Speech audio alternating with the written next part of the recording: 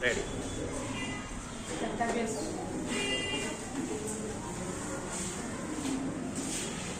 વિદ્યાર્થી મિત્રો, આજે આપણે એઆઈ ટેકનોલોજીની મદદથી કઈ રીતે તમે અભ્યાસ કરી શકો એ શીખવાનું છે. તો અહીંયા આગળ જે આ ઈ દેખાય છે એજ્યુટર, આ એપ તમારે ઘરે તમારા મોબાઈલમાં ગેમ રમતા હોય અને બીજું ઇન્સ્ટા કે એવું ખોટું સોશિયલ મીડિયાનો દુરુપયોગ કરવાનો નથી, પણ આ એપ દ્વારા તમારે ભણવા માટે એઆઈનો ઉપયોગ કરવાનો છે. તો એમાં તમારે આ એપ પ્લે સ્ટોરમાં જઈને તમારે ડાઉનલોડ કરવાની છે. એ એપ ડાઉનલોડ કર્યા પછી તમારે આ ઈ એપ જ્યારે તમે ઓપન કરશો તો તમને આટલા આઇકોન દેખાશે. હવે આપણે રમતા રમતા JEE અને નીટના MCQ તૈયાર કરવાના છે.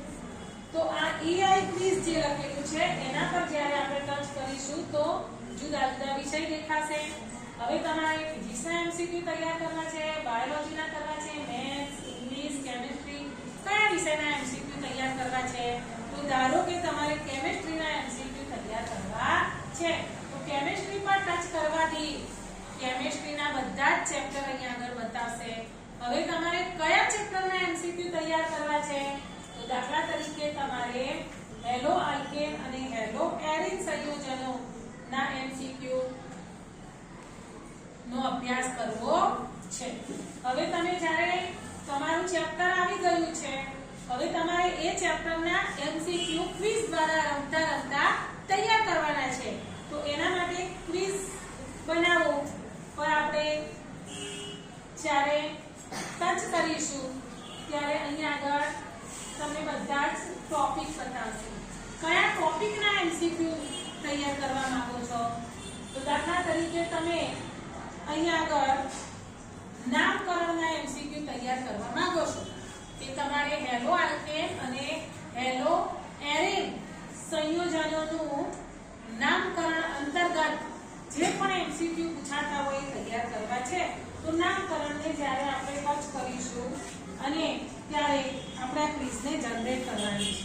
અને અહીંયાથી શું થશે કે પ્રશ્નો તમે જનરેટ કરશો એટલે ધીમે ધીમે અહીંયા એક એક MCQ આવતા જશે. જેમ જેમ MCQ આવે અને તમે એના જવાબ પસંદ કરશો તો તમે કોઈ જવાબ પસંદ કરો તો એ જવાબ સાચું હોય તો સાચું કેમ છે એનું કારણ પણ બતાવશે, અને જો એ જવાબ ખોટો હોય તો ખોટો કેમ છે એની પણ તમને સમજ આપશે. તો હવે આપણે સફળતાપૂર્વક આપણી ક્વિઝ બની ગઈ છે. હવે આપણે આ ક્વિઝ રમવાની છે. અને તમે ક્વિઝ રમો, તમે ઘરે જાતે બનાવો તો પ્રશ્ન બનાવનાર અહીંયા મારું નામ આવ્યું કે વીણાબેન દિલીપદાન ગઢવી, તો ત્યાં આગળ તમારું નામ આવશે. હવે તમે પ્રશ્ન ક્વિઝ આપણે બનાવી દીધી છે એઆઈ ટેકનોલોજીની મદદથી. હવે તમને અહીંયા પ્રશ્ન પૂછ્યો છે કે હેલો આલ્કેન સંયોજનોના વર્ગીકરણમાં જો બંધારણમાં 2 હેલોજન પરમાણુઓ હોય તો તે સંયોજનને શું કહેવાય. તો તમે જાણો છો કે એક હોય તો મોનો હેલો આલ્કેન કહેવાય, 2 હોય તો ડાય કહેવાય, વધારે હોય તો પોલી કહેવાય, 3 હોય તો ટ્રાય કહેવાય. તો અહીંયા શું પૂછ્યું છે 2 હેલોજન પરમાણુઓ હોય તો એને કેવા હેલો આલ્કેન કહેવાય તો ડાય હેલો આલ્કેન કહેવાય. બરાબર. તો અહીંયા આગળ આપણે જ્યારે ડાય હેલો આલ્કેન પસંદ કરીશું તો જવાબ સાચો છે.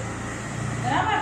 હવે સાચો છે તો તમારે જાણવું છે કે સાચો કેમ છે, તો એની સમજ પણ આપણને આપી દેશે કે આ સાચો કેમ છે ડાય હેલો આલ્કેન. બરાબર. તો જુઓ આ બધી જ એની સમજૂતી આવશે કે કેવા સંયોજનો છે, આ જવાબ તમારો સાચો કેમ છે એની પણ આપણને અહીંયા આગળ સમજ મળી જશે. હવે આપણે પાછા બેક જઈશું.